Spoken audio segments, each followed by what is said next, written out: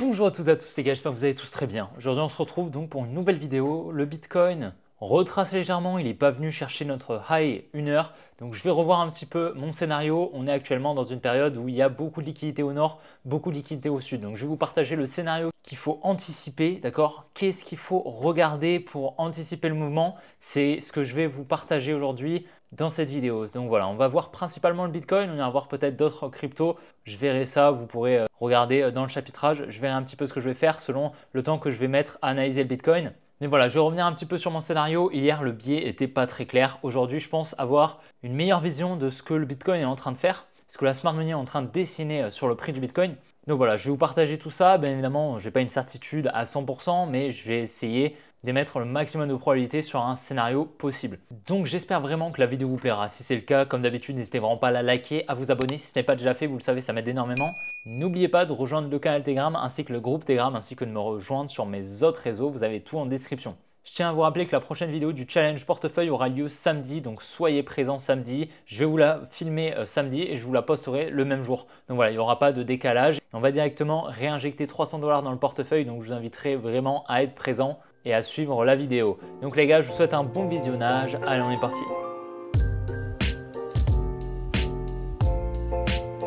On est directement sur Bitcoin, donc là je vous laisse sur la charte que je vous ai partagée hier. Donc ici on avait donc une distribution, voilà, je ne vous l'avais pas montré hier parce qu'on n'était pas trop allé en lower time frame. Globalement on avait une distribution, je vous l'ai montré sur le Telegram par contre, je vous avais dit que voilà, le niveau de la trading range était à venir chercher, ok, donc une trading range sur une distribution, une accumulation, c'est un niveau à venir chercher. On en a également une ici qu'on est très bien venu chercher très récemment, voilà, on avait des equal high, une petite résistance ici, donc de la liquidité au niveau de la trading range. Donc la trading range c'est la TR. Ici, elle est au niveau de l'automatic rally, on a le buying climax, l'automatic rally, le ST et le uptrust. Donc ça, c'est une distribution de Wyckoff et donc la tiers fait partie des distributions de Wyckoff. Je vous ferai une vidéo lexique de tous les termes que j'utilise dans mon trading et dans mes analyses. Comme ça, vous pourrez avoir une vision un petit peu plus claire de la définition des termes que j'utilise. Je vous ferai ça probablement dans la semaine ou peut-être semaine prochaine, donc très bientôt. On n'est pas venu chercher le high 1 heure ici, que je vous avais partagé. Je vous avais dit que si on venait le casser, on irait probablement plus haut. Au final, on est venu créer des equal high. Donc ça, c'est vraiment hyper intéressant.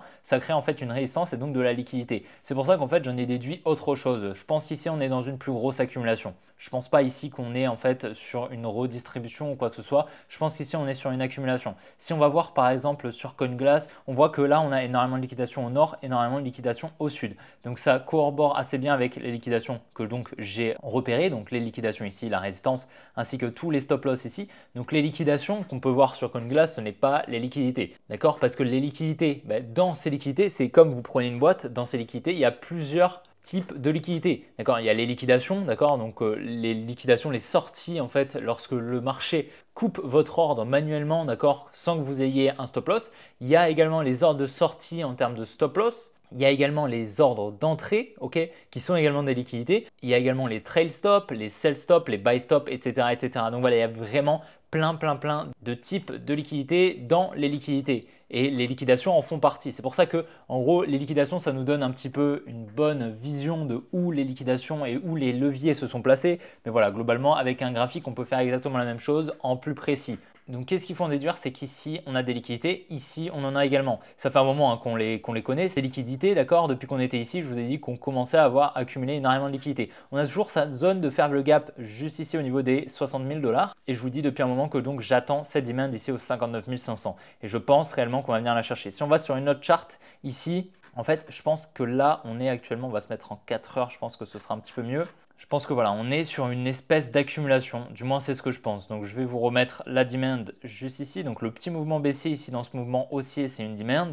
On a donc de l'imbalance juste ici qui n'a pas été comblé. Comme on peut le voir, on est venu combler la quasi-totalité de cette imbalance qu'on attend déjà depuis ici. Je vous avais dit qu'on allait revenir au minimum sous ce low pour combler l'imbalance. C'est ce qu'on est en train de faire depuis. Donc on a énormément de liquidités juste ici, comme on peut le voir. Voilà, et ces liquidités, c'est quoi? C'est, je pense, une trading range. Ok, il est fortement possible qu'ici on soit sur une trading range. Donc à voir maintenant, mais voilà, on aurait un automatic rally assez impulsif, donc ce serait assez cohérent. Et là, on aurait énormément de liquidités qui seraient en train d'être créées avec une espèce de trendline, vous le voyez, quelque chose comme ça. Tac. Et surtout des liquidités ici, donc une résistance qui est en train d'être créée ici. Donc de la confluence en fait sur la pertinence d'une potentielle accumulation.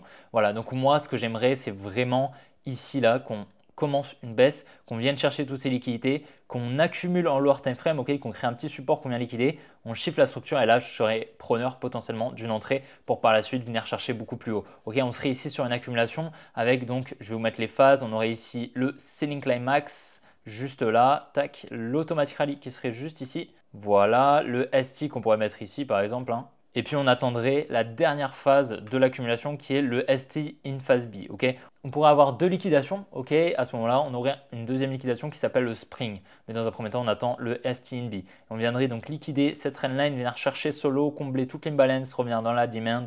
Et à ce moment-là, on viendrait chercher une accumulation en lower time frame, donc en petit time frame, plus petite que là, on est en 3 heures, on viendrait, je pense, en 5 minutes ou en 4 minutes peut-être pour chercher une accumulation en lower time frame dans la fractalité du secondary test in phase B. Ok, donc c'est vraiment l'objectif. Ici, on a ces liquidités qui sont pour moi assez importantes. D'accord, je suis assez étonné qu'on les laisse et c'est, je pense, une confluence sur cette potentielle accumulation.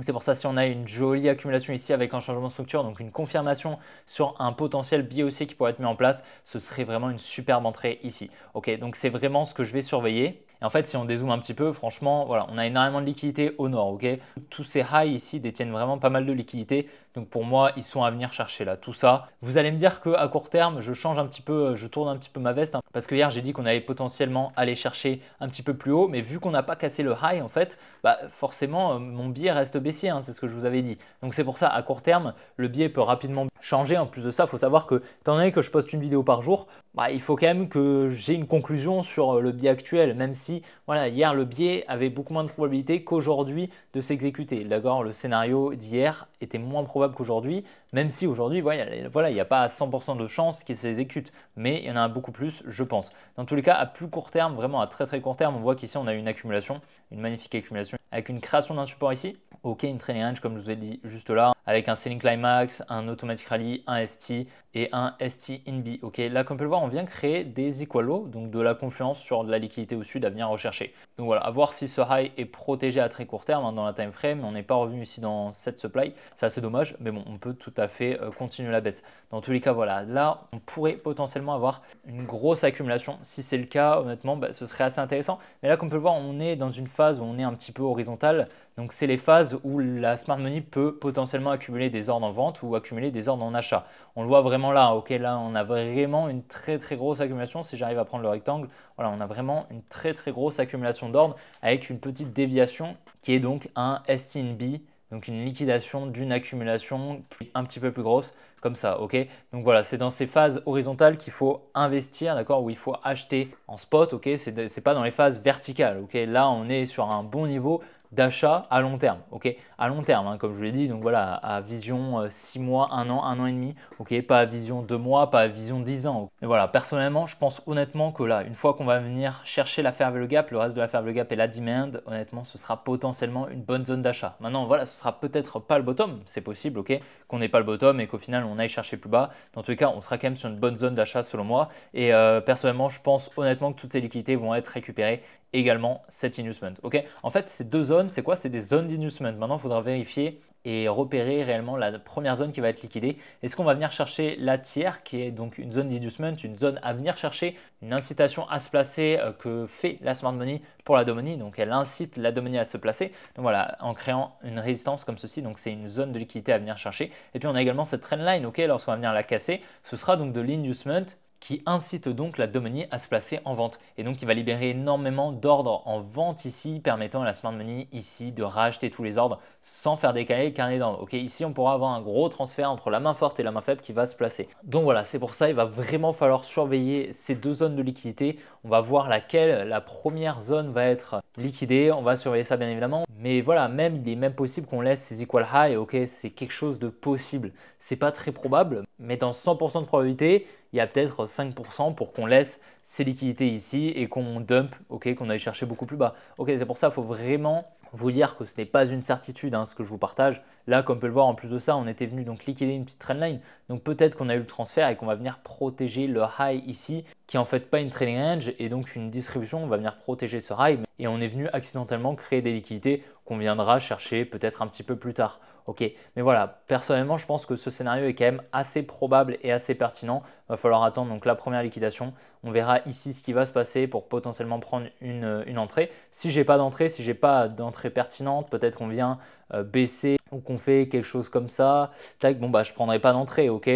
Par contre, si on vient à dump assez violemment, qu'on vient récupérer toutes les liquidités, qu'on s'arrête ici, qu'on accumule, qu'on a une jolie accumulation, et bien là, je rentrerai en position. Là, clairement, je prendrai une position avec du levier. Dans tous les cas, vous le savez, j'ai acheté ici en spot. Donc voilà, mon objectif maintenant, c'est d'avoir une entrée en longue, en levier, si justement elle se présente à moi. Si elle ne se présente pas à moi, je ne rentre pas et puis voilà, il n'y a pas de problème. Donc malheureusement, le fait n'est pas venu chercher la tiers, ok, pas de problème.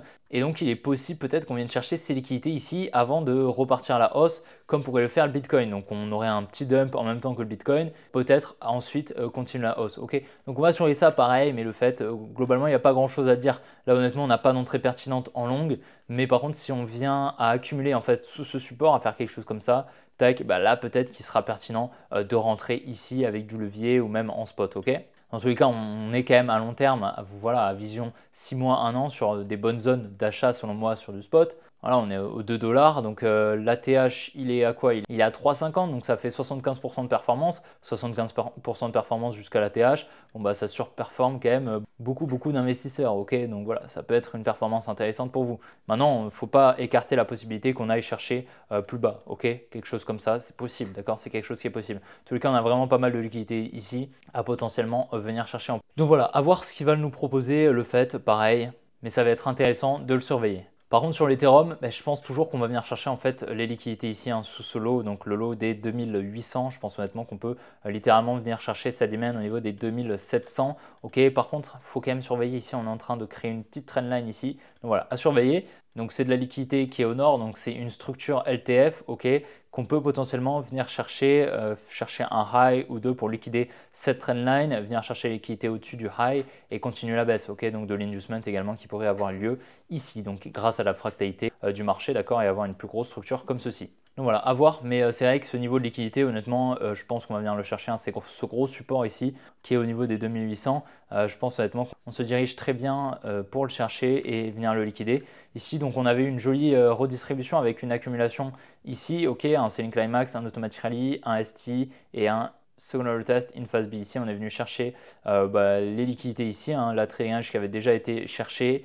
Et puis ensuite, on a distribué ici pour effectuer des plus bas. Donc une redistribution ici qui a eu lieu, une accumulation suivie d'une distribution. Et donc voilà, j'espère que la vidéo vous aura plu. Si c'est le cas, n'hésitez vraiment pas à la liker, à vous abonner si ce n'est pas déjà fait. Vidéo un petit peu courte, mais voilà, je pense qu'on a vu un petit peu le scénario sur Bitcoin qui peut être vraiment intéressant. Donc on va vraiment surveiller ça. S'il y a ça qui arrive, on aura potentiellement trouvé le bottom. Du moins le bottom à court, moyen terme. Et honnêtement, ce sera déjà intéressant de venir chercher la tiers un petit peu plus haut. Donc voilà, j'espère qu'on aura une belle entrée potentielle sur le Bitcoin dans la belle demand suivie de la belle liquidation qu'on pourrait avoir. On va surveiller ça dans tous les cas, je vous tiendrai au courant, mais bien sûr, plus le temps va passer, plus le Bitcoin va faire un setup confluent, plus on aura potentiellement des probabilités assez hautes pour rentrer en position et avoir un scénario qui va s'exécuter. D'accord, pour le moment, il est trop tôt en fait pour anticiper un mouvement, puis un autre, puis un autre, puis un autre. Mais voilà, on essaye de faire des anticipations pour essayer de ne pas être surpris si le Bitcoin fait un mouvement ou un autre. Et on verra lorsque justement on aura cette liquidation, on verra qu'est-ce qu'il fait et qu'est-ce qu'on pourra faire